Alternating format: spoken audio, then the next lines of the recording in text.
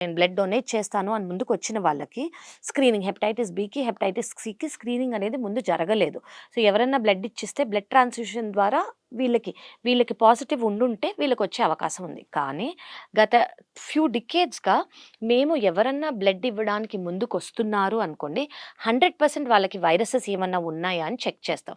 ఎవరికైనా hepatitis B కానియండి, hepatitis C కానియండి వైరస్ అనేది ఉంటే వి టెల్ దెమ్ మీరు హెపటాలజిస్ట్‌ని ఎళ్లి కలవండి. మీ వైరస్ యాక్టివ్‌గా ఉందా? మీకు ట్రీట్మెంట్ అవసరమా అనేది మీరు చూసుకోవాలి. మీరు డొనేట్ చేయలేరు అని హ్మ్. మేము చెప్పేస్తామనమాట. సో, ఇలా వైరసెస్ అనేది బ్లడ్ ట్రాన్స్‌ఫ్యూషన్ ద్వారా ఒకప్పుడు స్ప్రెడ్ అయ్యింది. ఇంకో thing what we have to know is tattoos, ear piercing and syringes.